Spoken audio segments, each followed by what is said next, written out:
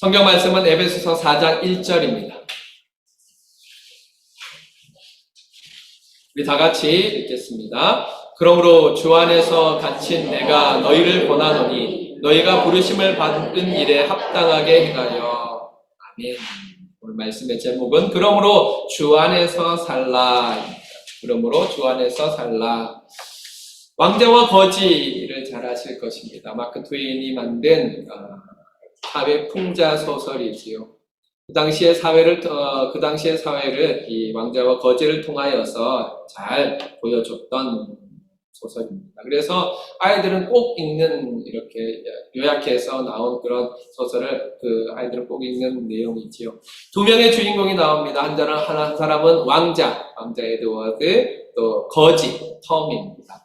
우연히 만난 그들은 서로의 삶에 대해 흥미를 느끼고 서로 바꾸기로 합니다. 왕자가 거지가 되고 거지가 왕자가 되는 것이지요. 에드워드 왕자는 거지 톰이 하는 말을 듣고 거지 톰처럼 살았으면 좋겠다, 그렇게 생각합니다. 그래서 뭐라고 말하느냐 하면, 더 이야기할 거 없다. 단 한 번만이라도 너와 같은 옷을 입고 맨발로 진흙 속에서 마음껏 뒹굴어 봤으면 좋겠구나. 그럴 수만 있다면 왕관을 내던지더라도 아깝지 않겠다, 그렇게 이야기합니다. 그 말을 듣자 톰도 이야기합니다. 저 역시 단 한 번만이라도 좋습니다. 왕자님이 입고 계신 그런 옷을 입어볼 수 있었으면. 그래서 둘이 바꿔보기로 합니다. 마침 나이도 같았고 키도 같았고 얼굴도 비슷하게 생겼습니다. 그래서 이 둘이 왕자가 거지 옷을 입고 거지가 왕자 옷을 입으니까 누가 누군지 구별할 수 없게 되었습니다. 어떻게 생각하십니까? 톰이 왕자의 삶을 동경하는 것은 당연한 일 아닙니까? 그러나 에드워드가 거지의 삶을 동경하는 것은 이해할 수는 있지만 참 어리석은 일이었습니다. 그로 말미암아 거지가 된 에드워드 왕자는 갖은 고통을 다 겪습니다. 사람들로부터 멸시를 받게 되고 또 핍박도 받게 됐고 구타도 당하게 되고 몇 번이나 죽을 뻔한 그런 위기에 빠지기도 했습니다. 에드워드 왕자가 가지고 있는 축복을 제대로 알았다면 그런 선택을 하지 않았겠지요. 그러나 그는 왕자에 맞지 않는 선택을 함으로 말미암아 그런 어려움 속에 빠졌습니다. 존재는 삶의 이유가 됩니다. 조금 어려운 철학적인 말 같지만 생각해보면 맞다, 그렇게 생각할 것입니다. 내가 누군지 안다. 내가 누군지 알면 그 누군지 안 것에 따라서 살아갈 수 있게 되는 것입니다. 장로님들 기도하신 것처럼 우리 축구가 기적을 일으켰지요. 그때 우리 국민이랑 다 같이 박수를 치고 기뻐했을 것입니다. 성찬이가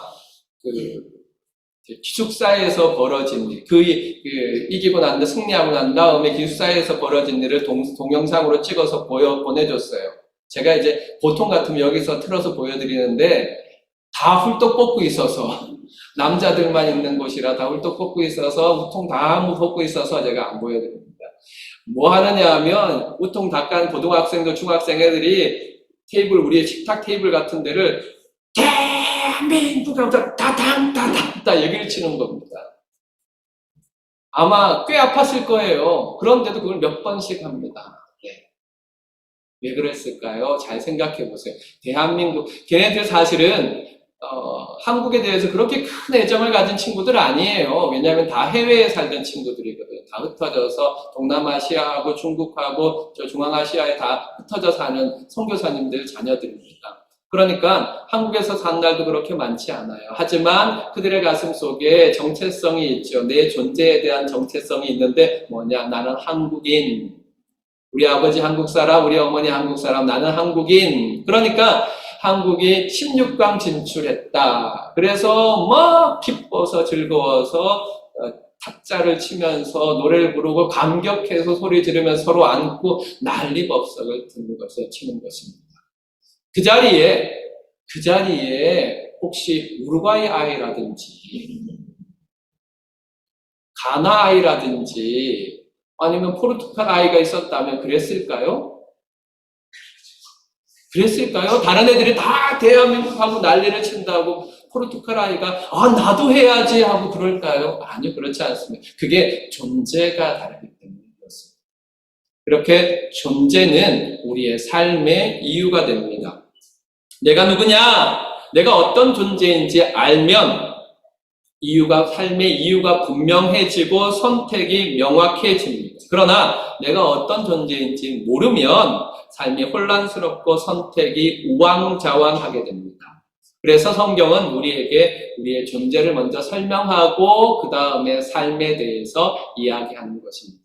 에베소서도 역시 마찬가지입니다. 1장과 2장과 3장을 통하여서 우리의 존재가 어떤 것이냐에 대해서 말씀하고 난 다음에 이제 4장부터 시작해서 우리가 어떻게 살아가야 하느냐를 말씀해 주고 있습니다. 그때 사용한 단어가 바로 그러므로입니다.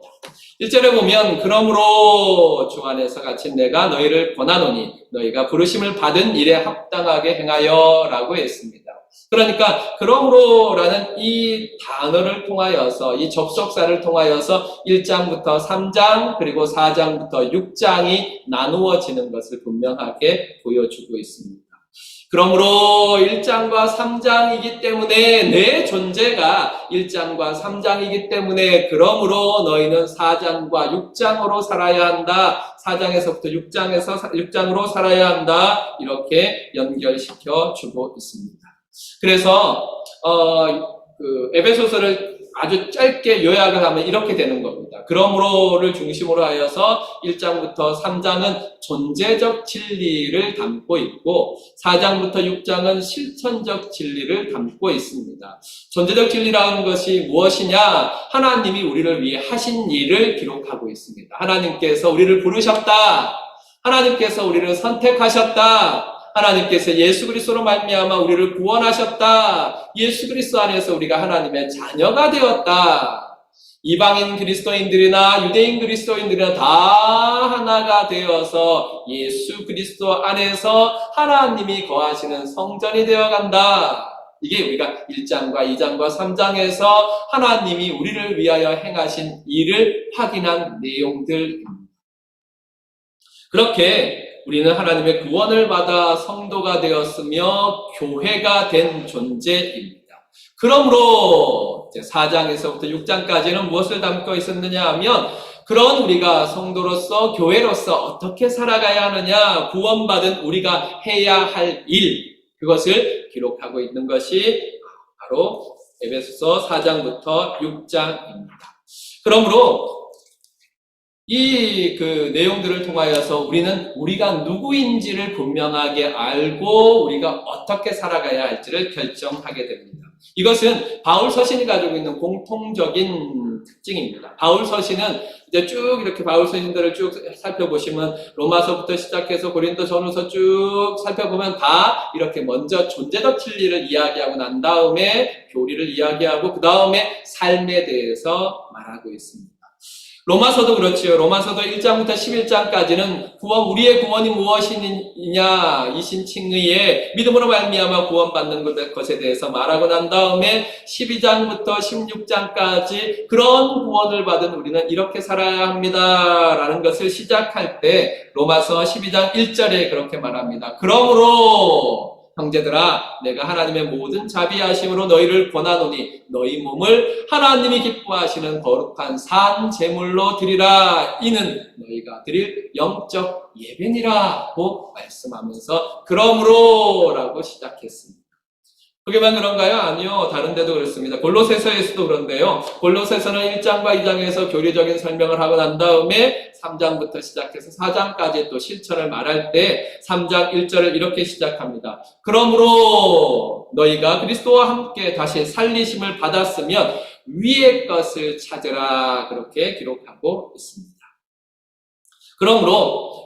그러므로라는 짧은 단어를 통하여서 성령 하나님께서는 1장부터 3장을 정리하시고 4장부터 5장을 시작하시면서 성도들에게 질문하고 있습니다. 두 가지를 묻고 있는데 그것은 무엇이냐? 첫 번째, 그러므로 하나님께서 은혜로 주신 구원의 축복을 바로 알고 있는가? 당신들은 그러므로 하나님께서 은혜로 주신 구원의 축복을 바로 알고 있는가? 이렇게 질문하고 있습니다.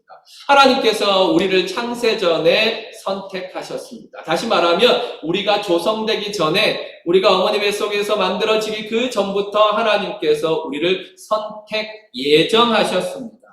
또한 그런 선택한 우리를 예수 그리스도로 말미암아 불러 하나님의 자녀가 되게 하셨습니다.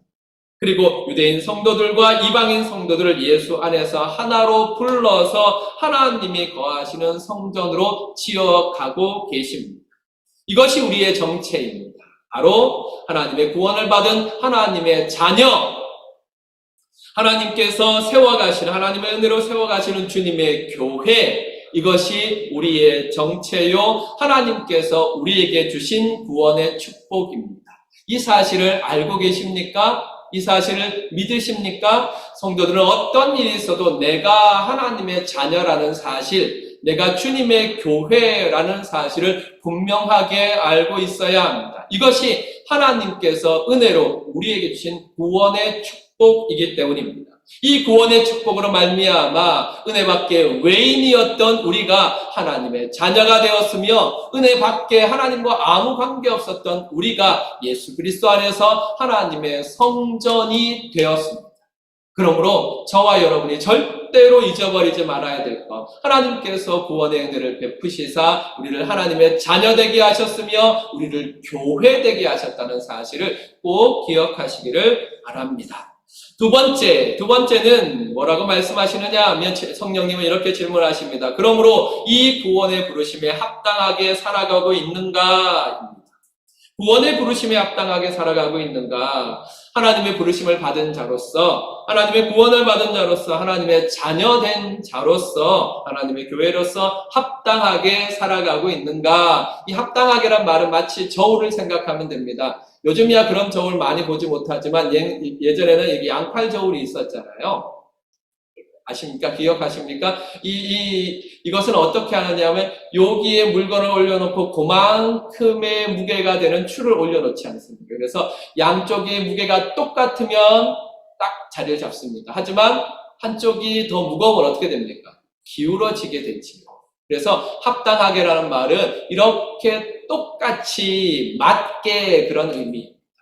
그러니까 우리가 구원받은 사람으로서 합당하게, 에드워드 왕자가 왕자로서의 합당한 삶을 선택해야 했던 것처럼 우리도 하나님의 자녀로서 합당한 삶을 선택해야 합니다.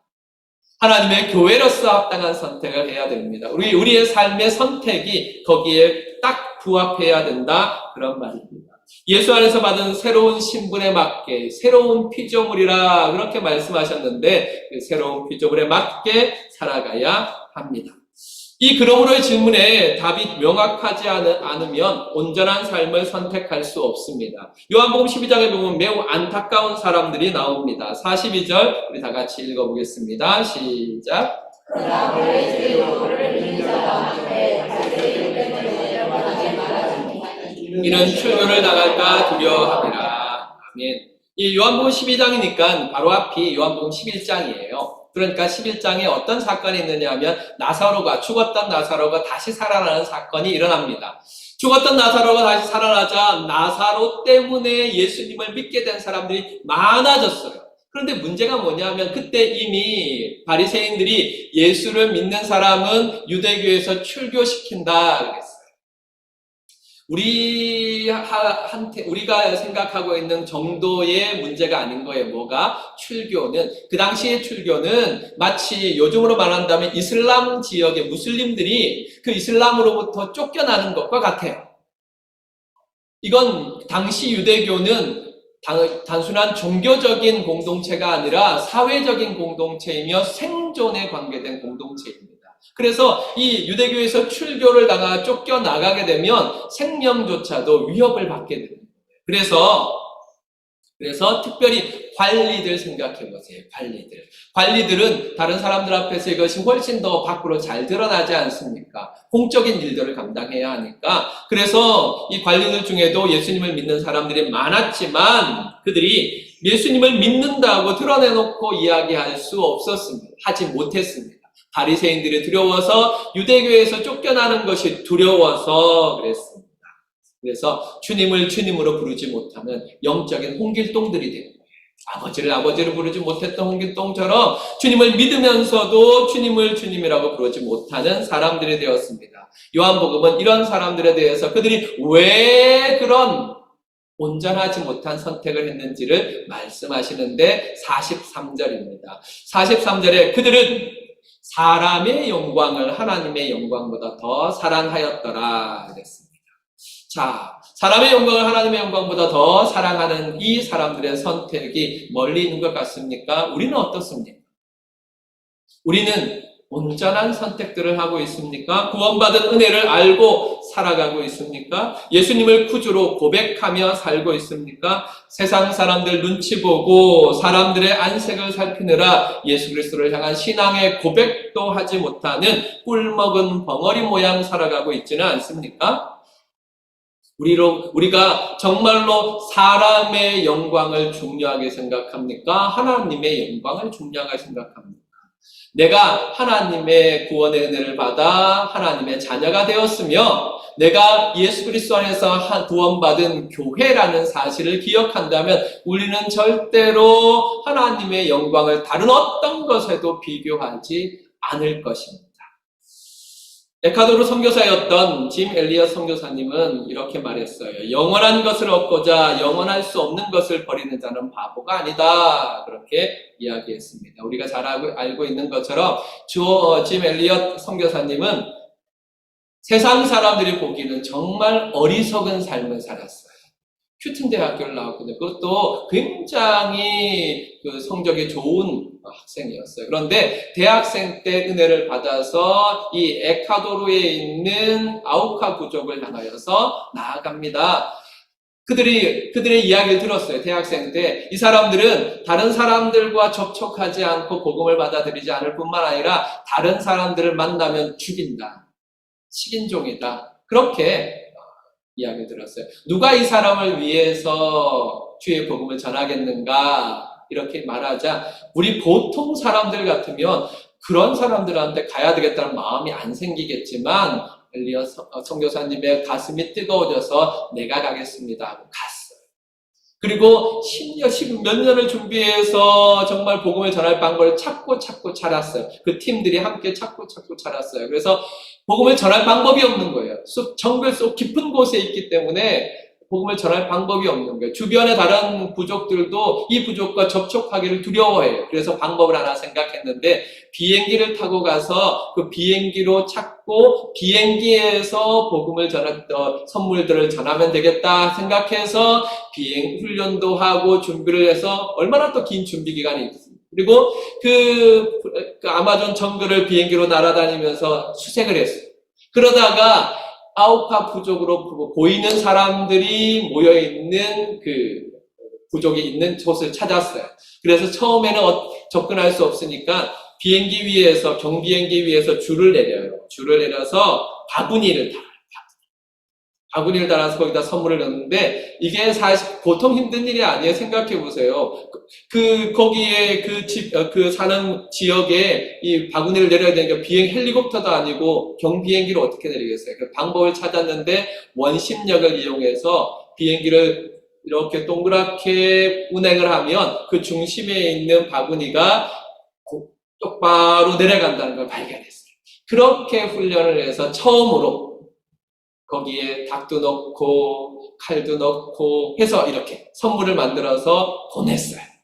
내려보냈어요. 그러자 처음에는 아우카 부족들이 비행기가 오면 다 도망가다가 몇 번 거듭하고 난 다음에 이제 그 선물을 받았어요. 그리고 또 몇 번을 거쳐서 그 바구니에 아우카 부족이 선물을 넣어서 보냈어요. 돌아와서 그 선물을 보고 됐다, 이제는 됐다 생각하고 이제 그 아우카 부족이 있는 가까운 지역에 있는 이 강가로 들어갑니다. 그래서 선교사님들이 그 강가로 들어가요. 들어가면서 많이 기도하고 들어갔지요. 그래서 이제 이렇게 몇 번의 친분을 가져서 이렇게 관계를 가졌으니까 안전할 거라 생각하고 갔습니다. 그런데 소식이 끊겼어요. 나중에 수색대를 조직해서 가보니까 다 죽었어요. 죽은 그 분들이 가지고 있던 카메라를 현상해 보니까 아우카 부족들이 칼을 들고 오는 것들이 찍혀 있었어요. 다 죽었어요. 근데 어떻게 죽었는지 몰라요. 생각해 보세요. 복음 한마디 전하지 못했어요. 예수 믿으라 소리 한 번도 못했어요. 몇 년을 수고하고도 예수 믿으라 한마디도 못하고 죽었어요. 그런데 그 이후에 이 팀 엘리어 선교사님의 부인이 내가 이들을 향하여서 복음을 전하겠습니다 하고 다시 그 부족에게 갔어요. 근데 이 부족은 남자는 죽이지만 여자는 안 죽인대요. 그래서 그 선교사님 부인이 복음을 전하고 그 아우카 부족에서 1명, 2명, 3명 예수 믿기 시작하는 사람들이 생겼어요. 그리고 나서 팀 엘리어 선교사님과 다른 선교사님들이 어떻게 죽었는지 알게 됐어요. 예수 믿은 사람들이 고백하기 시작했어요. 내가 그렇게 했습니다. 어떻게 생각하면 세상적으로 보면 굉장히 어리석은 일이지요. 하지만 그로 말미암아 아우카 부족은 예수를 믿게 되었고 그 예수를 믿게 된 사람들 중에 선교사님들을 살해했던 사람들 중에 한 사람이 아우카 부족의 처음 목사가 되었어요. 예수 믿고 신학을 공부하고 처음 목사님이 되었어요. 영원한 것을 얻고자 영원할 수 없는 것을 버리는 자는 바보가 아니다. 그렇습니다. 이걸 이렇게 바꾸어 읽을 수 있겠죠. 우리 다 같이 읽어보겠습니다. 시작. 영원할 수 없는 것을 얻고자 영원한 것을 버리는 자는 바보다. 어떻습니까? 우리가 정말로 붙잡아야 할 것들을 잃어버린 채 썩어질 것들, 멸망할 것들, 없어질 것들을 진짜인 줄 알고 붙잡고 살아간다면 우리는 어리석은 자가 될 것입니다. 그러므로 우리는 사람의 영광이 아니라 하나님의 영광을 바라보며 살아야 할 것입니다. 사람의 영광이 아니라 하나님의 영광을 더 사랑하며 주목하며 그것을 바라보며 살아가야 될 것입니다. 이런 은혜가 저와 여러분에게 있기를 간절히 축원합니다. 두 번째, 주 안에서 갇힌 내가라고 했습니다. 주 안에서 갇힌 내가. 이 주 안에서 갇힌 내가라는 말은 어디서 들어본 것 같지 않아요? 3장에서 똑같이 고백했어요. 3장 1절에 보면 이러므로 그리스도 예수의 일로 너희 이방인을 위하여 갇힌 자된 나 바울이라고 시작하면서 3장의 내용을 시작했습니다. 그처럼 바울은 자신의 갇혀있는 이 상황, 로마 감옥에 갇혀있는 상황을 영적으로 해석할 수 있는 지혜가 있었습니다. 그는 육체적으로 물리적으로 로마의 감옥에 갇혀 있었습니다. 유대인의 고소로 인해서 로마인의 법적인 절차를 밟고 있는 중이었던 것입니다. 그러나 바울은 유대인 때문에 내가 여기에 갇혔습니다 라든지 로마인 때문에 내가 여기에 갇혔습니다 라고 말하지 않습니다. 그는 주 안에서 갇혔다. 그리스도 예수의 일로 갇혔다 라고 해석합니다. 그것은 바울이 지금 눈에 보이는 것으로 자신의 삶을 해석하는 것이 아니라 보이지 않지만 실제 하시는 하나님의 관점에서 현상을 해석하고 있는 것입니다. 이것이 우리에게 꼭 필요한 지혜입니다. 정말 히브리서 11장 3절에서 말하는 것처럼 보이는 것은 나타난 것으로 말미암아 되는 것이 아닙니다. 하나님께서는 우리에게 놀라운 지혜를 허락하여 주셨는데 무엇이냐 하면 보이는 모든 것들이 보이지 아니하시는 하나님으로 말미암아 나타난 일이라는 것을 아는 지혜입니다. 그러므로 우리는 보이는 것을 나타난 것으로만 해석하게 된다면 온전한 해석을 할 수 없습니다. 다시 말하면 우리 앞에서 벌어지는 일, 우리 앞에서 이루어지는 일을 단순히 그 나타난 현상만 가지고 바라본다면 우리는 진짜 온전한 해석을 할 수 없습니다. 거기에 무엇을 넣어야 되느냐 하면 보이지 아니하지만 나타난 모든 것들을 주관하시고 인도해 가시며 뜻을 이루어 가시는 하나님을 거기에 계산에 넣어야 하는 것입니다. 항상 보이는 것을 해석해낼 때 보이지 않지만 살아계신 하나님을 계산하십시오. 그럴 때에야 우리는 현상을 바르게 해석할 수 있는 것입니다. 이것이 바울이 가지고 있던 지혜였습니다. 단순히 나는 이 감옥에 갇혀있다. 유대인 때문에, 로마인 때문에 그것이 아니라 하나님께서 이들을 사용하셔서 나를 여기까지 오게 하셨다. 그렇게 해석합니다. 왜 그렇습니까? 그것을 분명하게 봤기 때문이고 하나님의 말씀을 들었기 때문에 그렇습니다. 내가 가이사 앞에 서야 하리라. 그렇게 하나님께서 분명히 말씀해 주셨기 때문입니다. 그러므로 주 안에서 갇힌 내가라고 하는 이 고백을 통하여서 바울은 우리에게 두 가지를 말하고 있습니다. 첫 번째는 나는 그리스도를 위해 갇혔다. 주 안에서 갇힌 내가라는 말은 내가 그리스도를 위해 갇혔다 그런 말입니다. 나는 그리스도를 위해 갇혔다. 곧 주님 때문에, 다른 어떤 것이 아닌 주님 때문에 갇혔다 그런 고백입니다. 바울은 자신이 로마의 감옥에 갇혀 있는 것을 부정적으로 해석하지 않습니다. 인식하지 않습니다. 세상적인 시각이나 인간적인 눈으로 본다면 감옥에 갇힌 것만큼 저주스러운 일이나 부정적인 일이 어디에 있겠습니까? 생각해 보세요. 감옥에 가보신 적이 있으십니까? 네. 그거 다 감출 거예요. 그런데 바울은 내가 감옥에 갇힌 자다 하고 자랑하고 있어요. 이유가 무엇입니까? 그것은 내가 다른 어떤 것이 아닌 주님 때문에 그리스도를 위하여서 주님의 일을 위하여서 갇혔기 때문이다. 나는 이것이 자랑스럽다. 그렇게 고백하고 있는 것입니다. 이것은 바울의 주님이시고 우리의 주님이신 예수님께서 이 땅에서 살아가신 모습이기도 합니다. 제자들이 예수님께 와서 내가 주님을 따르겠습니다 라고 말할 때 너희 이래도 따를래 하고 예수님의 겁주신 적이 있거든요. 내가 주님을 따르겠습니다 하고 제자들이 막 몰려왔을 때 너희가 이래도 나를 따르겠느냐 하고 제자들을 겁주신 적이 있어요. 그게 마태복음 8장 20절에 기록되어 있는데 이렇게 말씀하셨습니다. 예수께서 이르시되 여우도 귤이 있고 공중에 새도 거처가 있으되 인자는 머리 둘 곳이 없다 하시더라고 말씀하셨습니다. 얘들아 너희들 나를 따라온다고 하는데 나 따르면 아무것도 없어. 머리 둘 곳 하나 없어. 그 말 뭐예요? 네, 잘 곳 하나 없다. 그런 말입니다. 그런 예수님은 정말로 이 땅을 살아가는 동안에 그렇게 아무것도 가지지 않은 채 살아가셨습니다. 뿐만 아니라 죄인으로 고소를 당하셨고 제자들에게 배신을 당하셨고 사랑하는 자들, 사랑하시는 그 유대인들을 때문에 십자가에 못 박혀 돌아가셨습니다.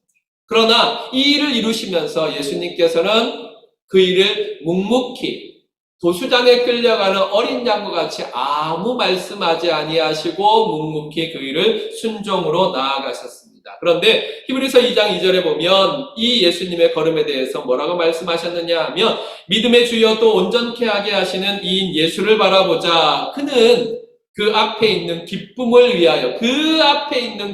위하여 십자가를 참으사 부끄러움을 개의치 아니하시더니 하나님 보좌 우편에 앉으셨느니라고 말씀하셨습니다. 예수님께서 왜 그 길을 걸어가셨느냐? 우리를 구원하시는 기쁨 때문에 예수님은 묵묵히 그 일을 이루어 가셨습니다. 그러니까 예수님께서는 내가 너를 구원하기 위해서라면 십자가도 마다하지 않겠다. 내가 너를 구원하시기 위해서라면 백성들이 나를 욕하고 저주하는 것도 개의치 않겠다. 내가 너를 구원하기 위해서라면 죽음의 자리까지 내려가는 것도 조금도 주저하지 않겠다. 그렇게 예수님께서는 그 길을 걸어가셨습니다. 그래서 바울도 주님을 위해서라면 내가 감옥에 갇히는 것 이거 마다하지 않겠다. 그렇게 고백하는 것이 주 안에서 갇힌 나는 그리스도를 위하여 갇혔다 고백하고 있는 것입니다. 이것이 우리에게 필요한 마음이요 신앙입니다.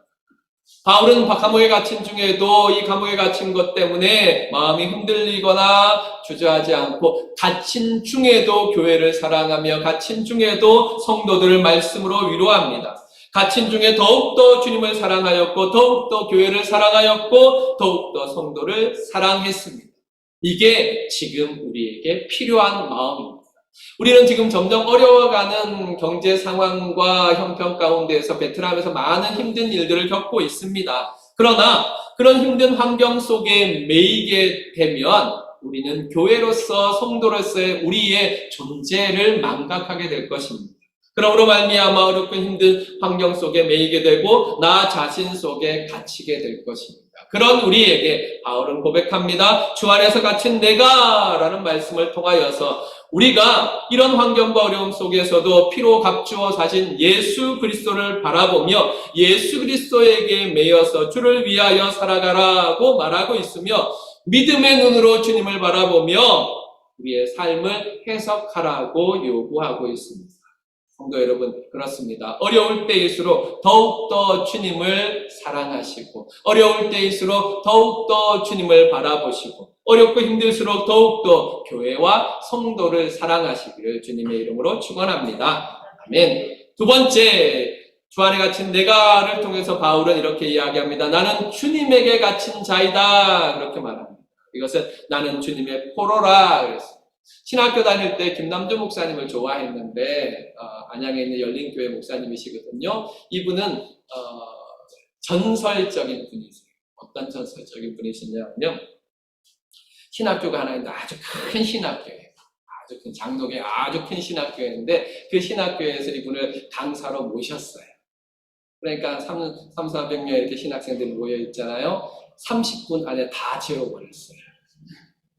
아무도 고개를 든 사람이 없었어요. 아주 전설적인 분이에요. 왜냐하면 이분은 설교 톤이 처음부터 끝까지 톤이 한 번도 안 바뀌어요. 정말 로버트라고 해도 뭐 가언이 아니에요. 한번 나중에 유튜브에 찾아보세요. 설교가 또 짧지 않아요. 2시간 이렇게 설교를 해요. 그러니까 열린교회 성도들 대단하신 분들이에요. 그런데 그 속에 담겨있는 설교의 내용은 너무 깊어요. 그분이 자신을 소개할 때 그리스도의 종 이렇게 표현하고요. 그리스도의 포로, 그리스도의 노예 자신을 항상 그렇게 소개합니다. 당신을 소개하실 때 나는 주님의 노예입니다. 나는 주님의 포로입니다. 그렇게 소개하는 게 신학교 때, 신학생 때 저한테 너무 충격적이었어요. 그래서 그분의 책들을 많이 읽었는데 여기 이제 나는 주님의 포로라 바울이 고백하고 있습니다. 바울은 예수님과 자신을 분리해서 생각한 적이 없어요.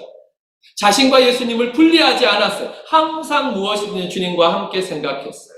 그는 항상 주님을 먼저 생각했고 그 생각을 따라 자신의 환경과 조건을 보았습니다. 그래서 존 메가더 목사님은 이 바울에 대해서 말할 때 뭐라고 말했느냐면 바울은 모든 것을 수직적으로 본 후에 수평적으로 보았다. 전 이 말이 참 좋아요. 모든 것을 수직적으로 본 후에 수평적으로 보았다. 오늘 설교의 내용들 전체에서 하나의 그림을 그리라면 이 수직과 수평이에요. 수직으로 생각할 때 뭐냐면 하나님이 나에게 행하신 것이 무엇이냐? 하나님과의 나의 관계를 먼저 생각하고 수평, 내 환경, 내 삶, 이웃, 세상을 바라봅니다. 바울은 항상 수직적인 것을 먼저 생각하고 수평적인 것을 생각했다. 저와 여러분도 그래야 되지 않겠습니까? 항상 하나님 앞에서 하나님이 내게 주신 것, 예수님이 내게 행하신 것, 성령 하나님이 내 안에서 행하시는 것을 먼저 하나님과 나와의 관계에서 해석하고 난 다음에 수평, 지금 내가 있는 환경, 내가 만나는 사람, 나의 일, 나의 사명, 이것을 해석해 나가야 되는 것이죠. 이 바울은 그랬습니다. 그런 말미암아 그의 동기는 그리스도의 동기였고 그의 기준은 그리스도의 기준이었으며 그의 목적은 그리스도의 목적이었고 그의 비전은 그리스도의 비전이었으며 그의 방향은 그리스도의 방향이었다. 그렇게 참 부럽지 않아요? 정말로 부러운 삶을 살아간 사람 바울입니다. 이것이 하나님의 부르심에 합당한 자의 삶입니다. 목사님 어떻게 그렇게 살 수 있어요? 에이, 목사님도 그런 말씀하시면 제가 시험 들어서 다음 주에 나올 수 있겠어요? 아니요! 여러분도 그렇게 살아갈 수 있습니다. 성령 하나님이 여러분을 붙잡으셔서 여러분의 방향을 그리스도에게, 여러분의 기준을 그리스도에게, 여러분의 삶의 모든 것을 그리스도에게 맞추고야 말게 하십니다. 저는 안 그럴 것 같은데요. 끝까지 반항해 보십시오. 하지만 마지막 순간, 죽음의 순간, 그때에 가서는 절대로 거절할 수 없을 것입니다. 반드시 성령 하나님께서는 저와 여러분을 그리스도에게 딱 맞춰 주실 것입니다. 믿으시길 바랍니다. 이렇게 정말 하나님의 부르심에 합당한 삶을 보여주고 있는 것이 바로 바울이었습니다. 이거 어떻게 안 보고 지나갈 수 있겠어요? 금요일 밤 포르투갈전을 보셨습니까? 우리는 또 한 번의 도하의 기적을 보았습니다. 여자들이 가장 싫어하는, 남자들이 하는 가장 싫어하는 이야기. 2등이 군대 이야기, 3등이 축구 이야기, 1등은 군대에서 축구한 이야기. 남자들은 대체로 축구에 매여 살지요. 우리 장로님 축구에 매여 사는 거 보죠. 오늘 기도할 때도 딱 축구를 시작했어요. 그런데 생각해 보세요. 지난 금요일 밤 우리 축구 경기 다 끝났어요. 이제 45분 다 90분 지나갔어요. 추가 시간 6분 주어졌는데 그 6분에 손 이렇게 꼭 안 잡고 있었던 한국 사람이 있을까요? 아주 없었을 것입니다. 1분 딱 지났을 때 골이 탁 들어가고 제발 빨리 끝내주세요. 제발 빨리. 그전 경기에서는 심판이 그 코너킥 한 번 안 해주고 1초 일찍 끝냈다고 막 욕하던 사람들 아닙니까? 제발 일찍 끝내주세요. 제발 일찍 끝내주세요. 끝나고 난 다음에 또 끝났나요? 안 그랬잖아요. 우루과이하고 가나 경기가 세상에 거기는 또 추가 시간에 8분이나 주어졌어요. 8분 동안 화면에 보니까 우리 선수들 경기장 밖에 나가지도 않고 둥그렇게 둘러서 8분 동안 그 경기장 안에서 우루과이하고 가나 경기 보고 있어요. 생각해 보세요. 정말 모든 국민들이 그렇게 한 마음이 되었습니다. 그렇게 경기를 뛰는 우리 선수들과 무난한 우리 국민이 한 마음이 되었습니다. 축구로 대한민국이 매였습니다. 축구의 노예가 되었습니다. 그 결과로 찾아온 승리의 기쁨은 말로 다 할 수 없지요. 우리 성찬이 얘기했던 것처럼 벌거벗고 남자들이 대한민국 이렇게 소리칠 정도의 기쁨이 다 함께 왔지 않습니다.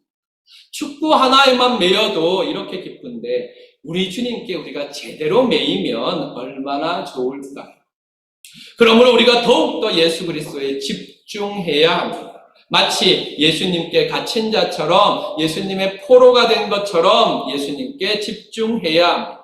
그때 기적이 일어납니다. 우리 장로님 아까 기도하셨죠? 기적이 일어납니다. 말로 다 할 수 없는 기쁨을 누리게 될 것입니다. 축구 경기의 마지막 부분에서 터진 한 골 때문에 우리가 기쁨이 말할 수 없었던 것처럼 우리 주님이 약속하신 그날이와 그 마지막 5분 한번 생각해 보세요. 온 세상의 사람들이 볼 수 있도록 천사장의 나팔 소리가 울리고 우리 주님이 부름 타고 저 하늘에서 세상 모든 사람들이 볼 수 있도록 올 그때의 기쁨이 어떠할까 생각해 보시기 바랍니다. 절대로 카타르의 마지막 5분과 비교할 수 없는 완전한 기쁨, 큰 기쁨이 될 것입니다. 이것이 하나님께서 우리에게 약속하신 축복입니다. 이 약속하신 축복을 우리에게 주시기 위해서 하나님께서는 우리를 구원하셔서 하나님의 자녀가 되게 하셨고 예수 그리스도 안에서 교회가 되게 하셨습니다. 그리고 당당하게 그러므로 너희는 이렇게 살아라 말씀하시면서 주님 때문에 갇힌 자 됐나 바울 그렇게 말했던 것입니다. 사랑하는 성도 여러분, 하나님의 독생자이신 예수 그리스도께서 이 땅에 오셔서 우리 대신 거지와 같이 되심으로 말미암아 우리를 왕자와 같은 하나님의 아들이 되게 하셨습니다. 예수님께서 자신을 버리심으로 우리를 하나님의 자녀가 되게 하셨습니다. 그러므로 우리는 예수 그리스도 안에서 하나님의 자녀된 것에 합당하게 살아가야 될 것입니다. 주 안에 갇힌 자로, 주님을 위해 갇힌 자로, 주님에게 갇힌 자로 살아가야 할 것입니다. 아까 말씀드렸던 왕자와 거지에 보면 에드워드 왕자가 죽을 고생을 해요. 그래서 딱 포기했으면 좋겠다 생각하는 그런 일들이 많습니다. 그때마다 에드워드 왕자가 포기하지 아니하고 일어날 수 있었던 것은 나는 왕자다, 내가 왕자다 하는 자의식 때문이었습니다. 마찬가지입니다. 우리가 성도로서 포기하고 싶은 때가 얼마나 많이 있습니까? 그때 우리가 확인해야 되는 것은 나는 하나님의 아들이다, 나는 하나님의 딸이다, 나는 하나님의 자녀다, 나는 예수 그리스도의 교회다 하는 우리의 정체성의 확인일 것입니다. 이렇게 내가 누구냐라는 것을 말씀을 통해서 찾으시고 그로 말미암아 어려워져가는 환경과 조건 속에서도 영원히 변함없는 주님에게 사로잡혀 사시길 바랍니다. 질문합니다. 왕자이십니까? 거지이십니까? 우리에게 바꾼다면 하나님의 자녀이십니까? 하나님과 관계없는 사람입니까? 교회입니까? 아닙니까? 이런 질문들이 우리의 신앙생활에 꼭 분명하고도 확실하게 대답되어져야 될 것입니다. 그래서 고린도후서 4장 17절과 18절을 함께 읽기를 원합니다. 다 같이 읽겠습니다. 시작. 우리가 잠시 받는 환난에 경한 것이 지극히 크고 영원한 영광에 중한 것을 우리에게 이루게 함이니 우리가 주목하는 것은 보이는 것이 아니요 보이지 않는 것이니 보이는 것은 잠깐이요 보이지 않는 것은 영원함이라. 네, 그렇습니다. 대한민국 이거 영원하지 않습니다. 우리가 부르짖는 어떤 것이든지 한번 생각해 보십시오. 영원한 것이냐 영원하지 않는 것이냐를 생각해 보십시오. 그러나 예수 그리스도, 하나님, 천국, 영생, 복음, 이 모든 것들은 영원한 가치입니다. 영원함을 바라보시고 영원함에 사로잡혀 사시기를 주님의 이름으로 축원합니다. 예, 기도.